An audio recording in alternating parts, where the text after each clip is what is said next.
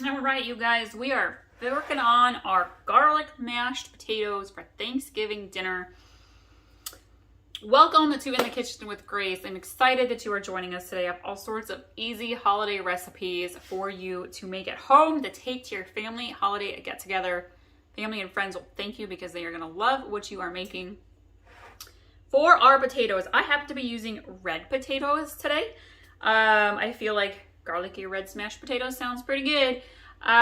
You can use any kind of potato though, really. And what you want to do is you want to boil your potatoes in a big pan or pot on the stove. You know when your potatoes are done because you can stick a fork right on into them. And I always go for the bigger potatoes.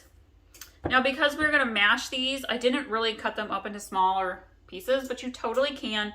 I personally like to keep the peels on my potatoes.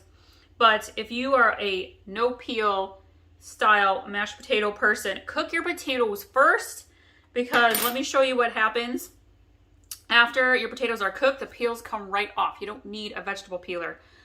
So that is a little tip and trick for your holiday mashed potatoes. I have, oh goodness, this is not quite a full 3-pound bag of red potatoes. And they are fully cooked already. I've kind of let them cool down a little bit.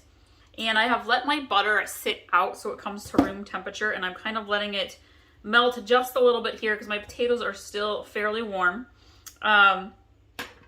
We are going to get some minced garlic, and where's my tablespoon?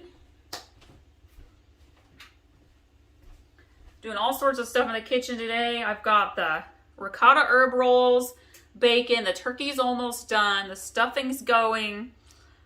We did a really fun cheese ball. We turned it into a turkey, but it's an orange cranberry pecan cheese ball for an appetizer. And we've got the green bean casserole. What else am I forgetting? I don't know. It's Thanksgiving. We make everything. Anyhow, we are going to do about 4 to 5 tablespoons of minced garlic. You can do a little less if you feel like that's going to be a lot, but this is a lot of potatoes. I'm going to do about 4.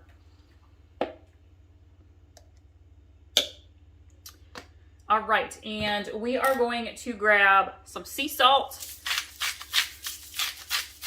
It's a lot of potatoes, salt away. You can add some pepper if you want. Oh, I was gonna do parsley, guys, but even better. Anytime I'm doing potatoes, roasted mashed, I love to do onion and herb blend seasoning from Mrs. Dash. I just feel like it adds a lot of flavor, and I'm gonna add probably about 2 teaspoons of that on in. And we need cream cheese. You want to do about 4 ounces, which is about half a box of cream cheese. That's what I'm going to start with, and I'm going to see how the consistency is of these mashed potatoes after we blend it. Mix it together with the hand mixer. And then you could either use milk or buttermilk. If you've got buttermilk, use that, but please don't feel like you have to go do that for your mashed potatoes. Regular milk will work just fine, and we want about a half a cup. This is the 4th cup. I'm going to do 2 of them.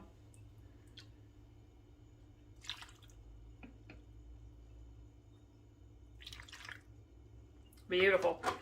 And because we were doing ricotta herb rolls, I have just a little bit of ricotta cheese left. So I'm going to go ahead and use it up. It's probably about a half a cup.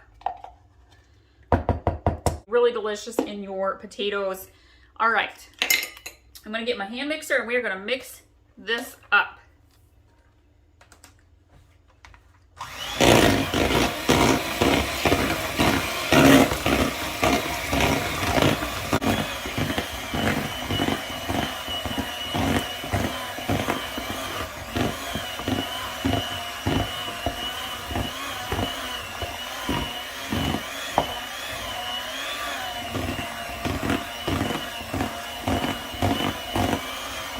Goodness, look at this. It's a lot of potatoes.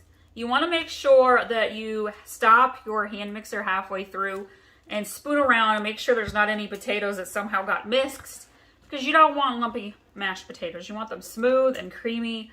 These are so delicious. I love the garlicky flavor of these because They're perfect for the people in your family who don't love gravy. I happen to love gravy. I love it on the turkey and the stuffing and the mashed potatoes. I like to heap it all together. I know. But if you've got the picky eaters or non-gravy lovers, these potatoes are delicious, especially if you add in a little bit of that cheddar cheese. I am leaving it out personally because cheese and gravy don't go well together, but you could always have some shredded cheese in a dish for people to put on to their mashed potatoes.